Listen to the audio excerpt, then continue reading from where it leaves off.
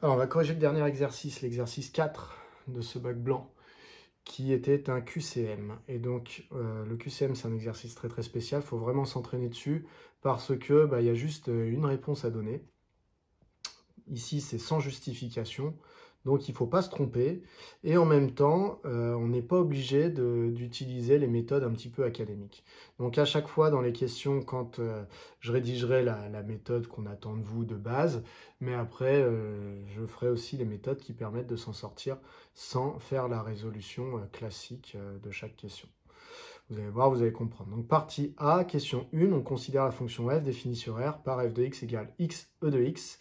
La fonction f est. Donc là, vous avez plein de propositions, concave sur moins l'infini 0, concave sur 0 plus l'infini, et ainsi de suite. Alors, la méthode la plus élégante, ça va être, pour montrer que votre fonction est concave ou convexe, en fait, c'est de ne pas faire attention dans un premier temps aux cas de proposition et essayer tout simplement d'étudier la convexité de f sur R et du coup de voir à la fin, une fois qu'on a trouvé la convexité de f sur R, quelle est la bonne réponse. Maintenant, on peut tout à fait imaginer d'essayer de tracer la courbe sur sa calculatrice et du coup, d'essayer de voir quelle est la proposition qui correspond le mieux à la courbe qu'on a tracée sur notre calculatrice. Voilà, c'est une méthode. Si jamais vous arrivez à trouver la réponse par ce biais-là, eh bien, vous aurez les points. Voilà, c'est pour ça que je vous dis, il y a souvent plusieurs méthodes pour les QCM et on peut s'en sortir avec des méthodes plus ou moins élégantes. Donc, je commence par la méthode élégante. Donc, je vais tout simplement analyser la fonction. Voilà. Donc, ce qui est un petit peu ingrat dans les QCM, c'est que des fois, il y a des élèves qui vont commencer à faire la méthode élégante, se tromper dans un tout petit truc à la fin, n'auront pas les points puisque on ne vous demande pas de rédiger, on vous demande que la réponse, donc ils auront 0. Alors que l'élève qui a tracé sur sa calculatrice, qui a peut-être pas compris ce que c'était qu'une dérivée ou quoi, mais qui arrive à trouver la bonne réponse avec sa calculatrice, aura tous les points. Voilà, donc voilà, ça peut être très ingrat. Alors du coup, je dois dériver. Donc je vais calculer la dérivée. Alors elle est bien dérivable, cette fonction, en tant que produit de fonction dérivable. Mais bon, de toute façon, on est dans un QCM. Donc là, ce que je rédige, en fait, c'est ce que je mettrai sur mon brouillon. L'opération principale, c'est une multiplication. Donc je vais utiliser la formule qui permet de dériver U fois V. Donc U, ce sera X, et V, ce sera E de X. Donc U' de X, ce sera 1, et V' de X, ce sera E de X. Donc du coup, U'V, ça fait 1 fois E de X, plus UV', donc plus X, E de X. Donc ça me donne 1 plus X, E de X, si je factorise par E de X.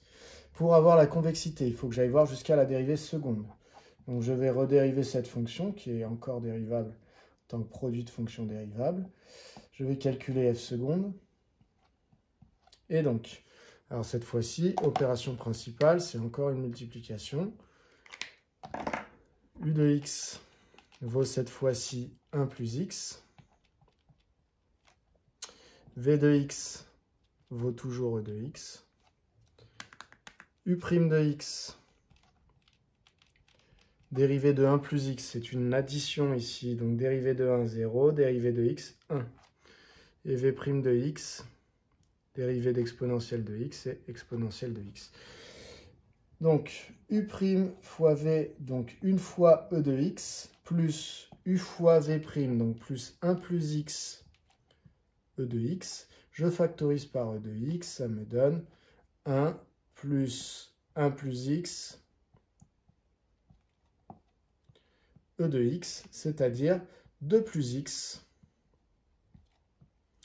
E de x. Et donc, si je veux étudier la convexité, il me faut le signe de la dérivée seconde. Donc, pour étudier un signe, je regarde l'opération principale. C'est une multiplication. Je vais donc pouvoir faire un tableau pour étudier mon signe. Donc, on est sur R, donc moins 2, moins l'infini plus l'infini. Ensuite, il me faut le signe de 2 plus x. Ensuite, il va me falloir le signe de l'exponentielle.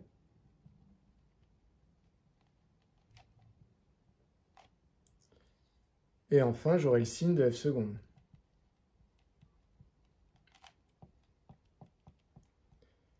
Alors, le signe de l'exponentielle, c'est facile, l'exponentielle est toujours positive. Par contre, le signe de 2 plus x. Alors, pour savoir où est-ce que 2 plus x est positif, eh bien, je peux résoudre 2 plus x positif. Je résous et je me rends compte que c'est quand x est plus grand que moins 2. Donc, je place moins 2. En moins 2, ça vaut 0. Et donc, quand x est plus grand que moins 2, 2 plus x est positif. Quand x est plus grand que moins 2, 2 plus x est positif. Ce qui sous-entend qu'il est négatif avant. J'ai donc le signe de f seconde qui va être, donc en moins 2, il vaut 0 parce que 2 plus x vaut lui-même 0. Ensuite, avant moins 2, moins par plus, moins. Et après moins 2, plus par plus, plus. Donc finalement, ici, si je fais un petit tableau avec la convexité de f, ben, j'ai obtenu quoi? J'ai obtenu que f était concave, puis convexe, et qu'ici, j'avais un point d'inflexion. Donc, maintenant, je vais relire mes petites phrases pour voir laquelle est correcte. Je relis la première. Est-ce que f est concave sur moins l'infini 0? Je regarde mon tableau. F est concave sur moins l'infini moins 2. Donc, 0, je vous rappelle, 0, c'est par là. C'est à droite ici de moins 2. Donc, f n'est pas concave de moins l'infini à 0 puisqu'elle est concave que de moins l'infini jusqu'à moins 2. Donc, la petite a est fausse. La petite b, f est convexe sur moins l'infini 0. Bon, bah, c'est pareil, sur moins l'infini 0, elle n'est pas convexe, puisque vous voyez, il y a toute une partie où elle est concave. Donc la b est fausse. La c, alors là, il y a une petite erreur dans la frappe là, du sens, bon, c'est pas très grave. Donc la c nous dit, elle est concave sur 0 plus l'infini. Alors, on regarde sur 0 plus l'infini. Sur 0 plus l'infini, c'est donc dans cette zone-là. Hein. Elle n'est pas concave, elle est convexe. C'est donc la D qui est correcte, puisque la D disait que f était convexe sur 0 plus l'infini. Donc, ici, on a la réponse D qui est correcte, parce que notre fonction...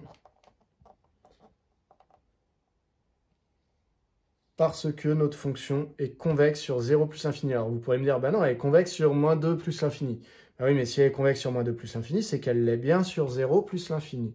Donc la réponse D est correcte. Attention, quand vous rédigez, il faut absolument... Alors tout ça, vous n'écrivez pas, puisqu'on ne vous demandait pas de justifier. Donc vous mettez 1, réponse D. Il ne faut pas que votre D ressemble à un A. Il y a des élèves qui ont un A comme ça, et un D, du coup, qui ressemble un peu. Faites attention parce que dans ce cas-là, on va vous retirer les points. Le doute ne va pas vous profiter. Donc, du coup, si vous avez un doute sur votre écriture, vous écrivez avec des grandes lettres, c'est accepté, ça ne pose aucun problème. Donc, réponse D pour la première. Alors, pour cette même question, l'élève un petit peu malin, plutôt que de faire tout le travail qu'on vient de faire, eh bien, il trace sur sa calculatrice la fonction x, e de x, et il essaie de voir sur la courbe si jamais il arrive à repérer la bonne réponse. Donc, vous voyez, on va sur le graphique, pardon. Voilà. Alors là, ici, on n'arrive pas forcément très bien à voir. Donc, on peut zoomer un tout petit peu. Voilà. Donc, on se rend compte que, visiblement, avant, vous voyez, alors on voit un peu moins bien qu'avec le zoom standard. Donc ici, vous voyez, là, ça part un petit peu en concave. On voit que la courbure est légèrement vers le bas et qu'après, ça part en convexe. Donc déjà, vous pouvez voir que la concavité, ici, elle va s'arrêter par là, vers moins 2. On peut le voir sur le graphique. Alors, si vous ne le voyez pas, on va faire un petit zoom. Zoom, zoom, zoom. Ok, zoom cadre. Et donc, on va aller créer un cadre sur notre calculatrice, vous voyez. Donc, je vais choisir le point qui sera en haut à gauche de mon cadre. Et je vais ensuite aller choisir le point qui sera en bas à droite de mon cadre.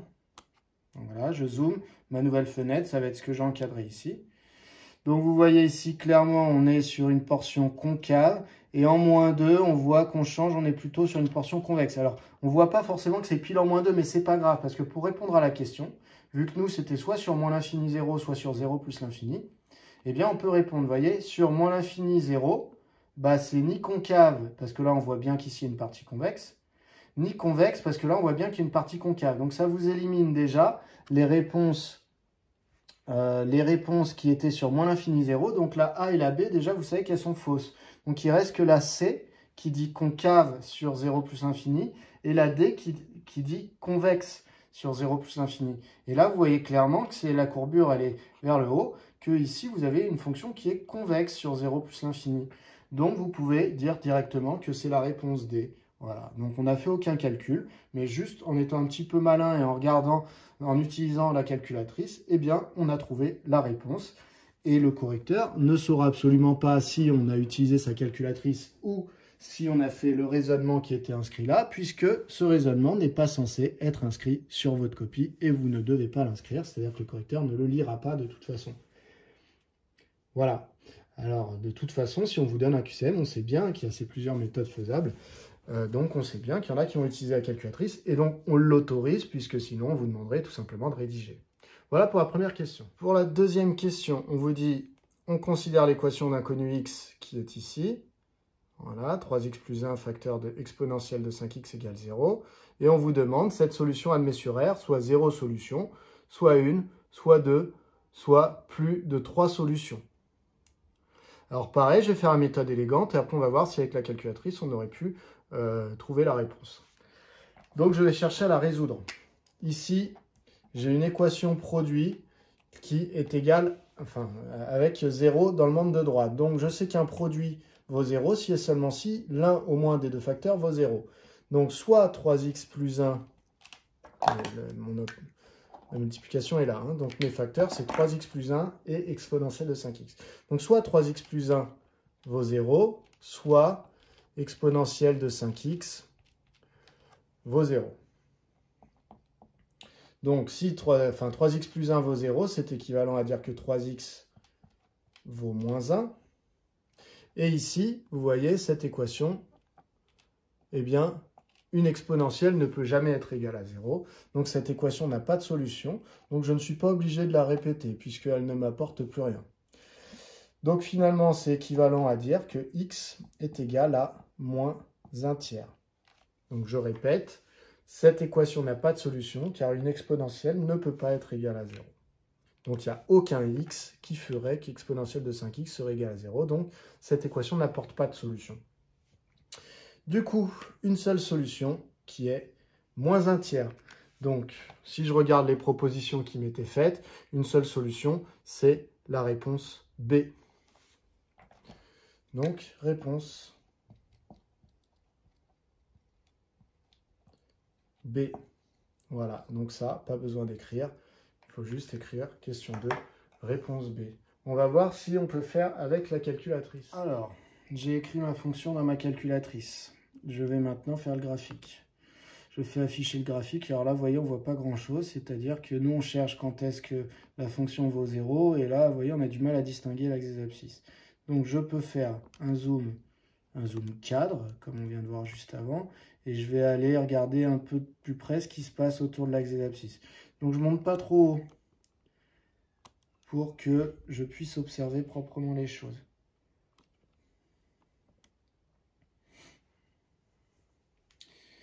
Donc ici, vous voyez, j'ai du mal encore à voir. Hein. Tout se passe très très près de l'axe des abscisses. Je vais tenter un dernier zoom. Et on va voir si du coup je peux essayer de conclure quelque chose.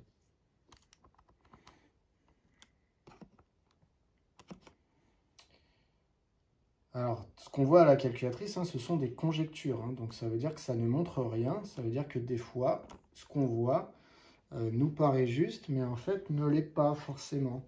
Vous voyez ici, moi j'ai bien l'impression que quand on se colle, en fait, que la fonction va venir se coller à l'axe, c'est-à-dire que l'axe va être une asymptote horizontale qui ne sera jamais coupée, mais vous voyez, je ne suis pas non plus sûr et certain. Donc, moi j'aurais tendance à dire, quand je vois ça, que là, ma courbe, comme il y a une exponentielle hein, dans ma fonction, c'est 3x plus 1 exponentielle de 5x, je me doute qu'ici, il va y avoir... la courbe va venir se coller à l'axe sans jamais le toucher. Et que du coup, il y aura une seule solution qui sera ici. Voilà. Maintenant, si vous n'avez pas cette expérience, vous allez avoir du mal à déterminer si par ici, eh bien, ma courbe a coupé l'axe des abscisses ou pas. C'est-à-dire si la fonction a été égale à 0, c'est-à-dire si l'équation f de x égale 0 a une solution ou plus. Mais avec un peu d'expérience, en traçant et en connaissant un peu la forme des courbes, on peut voir qu'ici, il n'y en aura qu'une qui sera là. Mais bon, attention, ça reste que de la conjecture, donc on ne peut pas vraiment se fier à ça. Mais si on n'a aucune idée de comment on résout l'équation, on peut s'aider un petit peu de sa calculatrice pour essayer d'obtenir quelques points. Ensuite, pour la question suivante, donc on vous dit pour les deux questions suivantes, on considère une fonction f, 2 fois dérivable sur -5,3 et on donne ci-dessous le tableau de variation. Donc vous voyez, c'est le tableau de variation de f'. Donc faites très attention. Donc les variations de f', ce ne sont pas celles de f, c'est décroissant, puis croissant, et ici f' vaut 0 en 1. La question 3, c'est on vous pose des questions sur la fonction f. Donc faites attention, vous, ce que vous connaissez, c'est sur la fonction f'. Donc on va rappeler un petit peu, donc là vous voyez ici c'est les variations de f, et la question 4, ce sera sur la convexité de f. Donc on va rappeler ce qui régit un petit peu tout ça. Ce qui régit un petit peu tout ça, c'est le fameux tableau où f, une fonction f a un signe, a des variations et a une convexité. Sa dérivée f' a également un signe qui lui est propre, a des variations et a une convexité. Et f seconde a également un signe, des variations et une convexité. Et donc, il y a des liens entre tout ça. Les liens, je les indique en rouge. Ce sont les seuls liens qui existent. Il y a des liens entre le signe de f' et les variations de f. Il y a un lien entre, du coup, le signe de f seconde et les variations de f', puisque f seconde n'est autre que la dérivée de f'. Donc, il existe le même lien qu'entre f' et f. Et enfin, vous avez un lien ici et un lien ici. Je le mets en pointillé parce que lui, il sert quasiment jamais. Voilà. Donc, ça veut dire que là, la question 3, elle me parle des variations de f. Donc, elle m'interroge sur ça. Donc, pour avoir la réponse sur les variations de f dans la question 3, eh bien, il va falloir, comme moi, ce qu'on m'a donné, le fameux tableau, c'est le tableau qui concerne f', eh bien, de f', il faut que j'arrive à trouver le signe. Donc, j'observe le tableau qui est là, et il va falloir que je trouve le signe. Je vois que f', vous voyez, elle est négative au début, puisque l'image de moins 5, c'est moins 0,5. Les images ensuite diminuent, donc elle est toujours négative. Puis les images remontent jusqu'à ce qu'on arrive à l'abscisse 1. Donc ça veut dire que de moins 5 à 1, les images sont toutes négatives, et qu'après 1, les images deviennent positives. Donc ça veut dire que f', elle est négative avant 1, positive après 1. Donc, je vais le dire. Donc, signe de f', c'est négatif avant 1, positif après 1. Et en 1, ça vaut 0. Donc là, on était sur moins 5, 3. Du coup, du signe de f' que j'ai lu grâce aux variations, d'accord, puisque j'avais les variations de f', donc je voyais un peu comment évoluaient les images. J'ai vu que là, elles évoluaient dans les négatifs, là encore dans les négatifs, et qu'après, elles évoluaient dans les positifs. Donc, moins, plus. De ça, je déduis les variations de f. Et donc, les variations de f vont être décroissantes, puis croissantes. Donc là, maintenant, j'ai plus qu'à vérifier les propositions qu'on m'avait faites. On me dit la fonction f est croissante sur moins 5,3. Bah non, vous voyez, sur moins 5,3, ma fonction f, elle n'est pas que croissante. Donc la A est fausse. Ensuite, on me dit la fonction f est décroissante sur moins 5,1. Je regarde la fonction f, ah oui, elle est bien décroissante sur moins 5,1. Donc ça m'a l'air d'être la B. Je vais quand même vérifier que la C et la D sont fausses. La C. La C, c'est que f est décroissante sur moins 5,3. Maintenant, sur moins 5,3, elle n'est pas que décroissante. Vous voyez, il y a une partie où elle est croissante. Et enfin, la D, c'était croissante sur moins 1,3. Croissante sur moins 1,3, non, elle n'est pas croissante sur moins 1,3, elle est croissante sur 1,3. Donc, moins 1 étant par là, sur moins 1,3, il y a un petit bout de portion décroissante. Donc, la D est fausse. Donc, on a dit que la bonne réponse, c'était la réponse B, c'est qu'elle est décroissante sur moins 5,1. Donc, ici, c'est réponse B. Voilà pour la question 3. On passe à la 4. Alors là, pour le coup, vous ne pouviez pas vous en sortir avec cette question-là, avec la calculatrice. Parce que sur la calculatrice, si vous aviez voulu tracer la courbe de f, le problème, c'est que vous n'avez pas la formule de la fonction f. Donc, vous ne pouviez pas tracer la courbe. On ne pouvait pas s'en sortir autrement qu'avec le raisonnement que je viens de dire. Ensuite, on passe à la question 4. La question 4, c'est sur la convexité de f. Donc, toujours pareil, moi, ce que je connais, c'est f'. Donc, il va falloir que je vois le lien entre f' et la convexité de f. Je regarde mon petit tableau. On m'interroge cette fois-ci sur la convexité de f. Donc là, c'est question 4. Donc, on m'interroge sur ça. Pour trouver la convexité de f, qu'est-ce qu'il me faut? Il me faut soit les variations de f', soit le signe de f seconde. Je vous rappelle, si f seconde est positive, ça revient à dire que f' est croissante, ça revient à dire que f est convexe.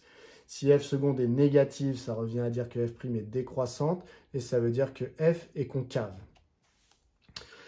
Moi, f seconde, je ne la connais pas. Ce que j'ai dans mon exercice, c'est f'. Donc, ce qu'il faut que je sache sur f' pour étudier la convexité, ce sont les variations. Donc, j'ai juste à regarder les variations ici de f'. F' était décroissante sur moins 5, moins 1. Donc, si f' est décroissante sur moins 5, moins 1, ça veut dire que f est concave sur moins 5, moins 1. Donc, f est concave sur moins 5, moins 1. Ensuite, f', je vois qu'elle est croissante sur moins 1,3. Donc, si f' est croissante sur moins 1,3, ça veut dire que f est convexe sur moins 1,3.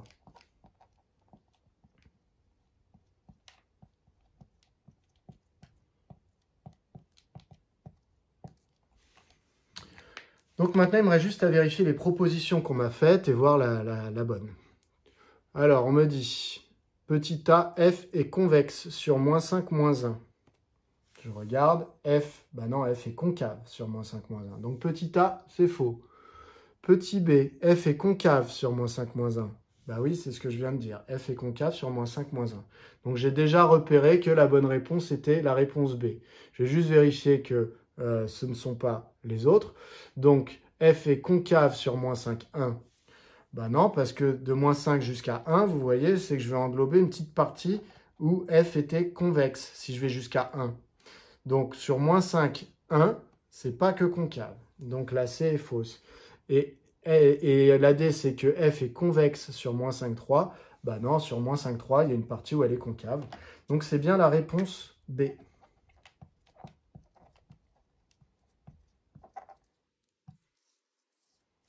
Encore une fois.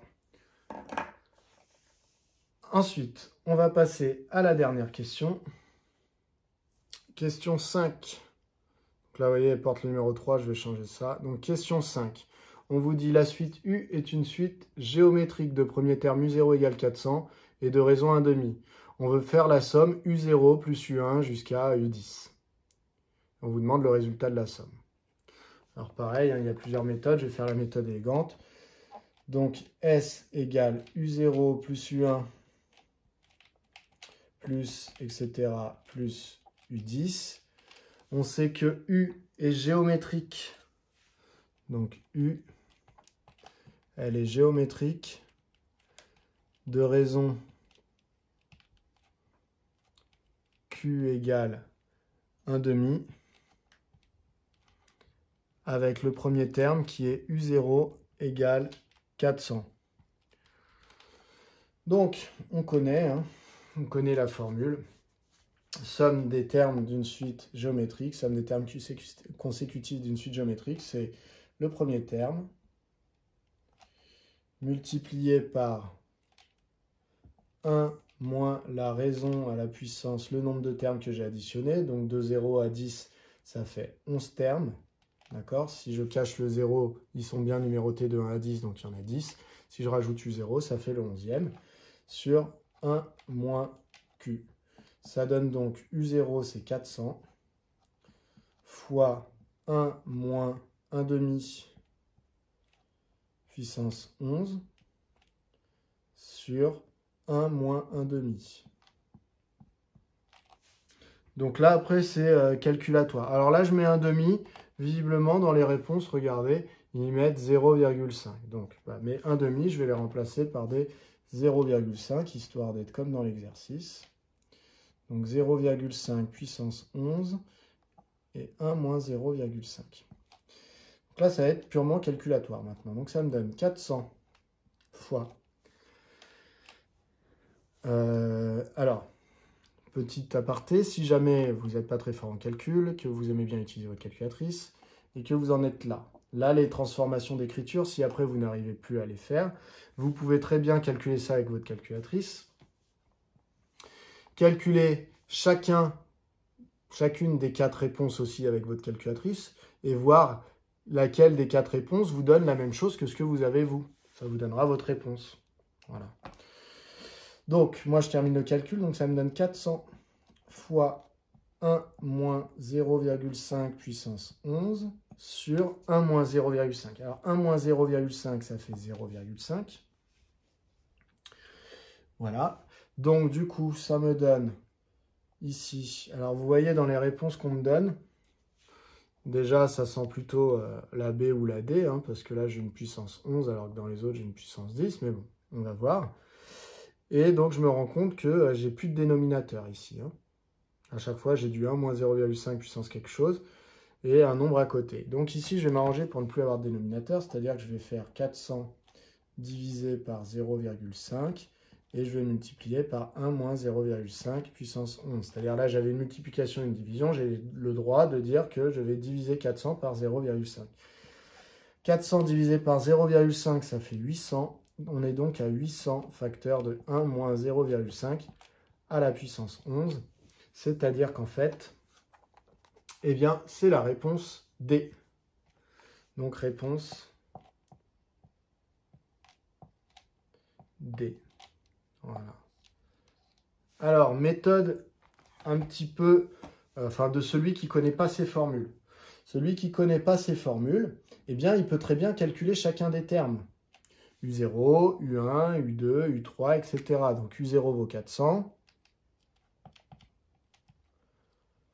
Ensuite, U1, c'est une suite géométrique, donc 400 est multiplié par 1,5, ça fait 200. U2, c'est 200 qui est multiplié encore par 1,5, ça fait 100. U3, c'est 50. Voilà, il peut faire ça jusqu'à U10, c'est pas non plus super long, et il peut les additionner à la fin. Ça va lui donner un résultat. Il suffira juste qu'il cherche lequel des 4 ici donne le résultat qu'il aura trouvé lui. Vous voyez, ça va lui prendre peut-être entre 5 et 10 minutes à calculer tous les termes et à les additionner à la fin une fois qu'il les a tous calculés. Et après, il vérifiera juste laquelle des formules lui donne le même résultat avec sa calculatrice. Voilà, donc ça, c'est une méthode qui vous donnerait également la réponse D. Voilà pour la fin de la correction de cet exercice.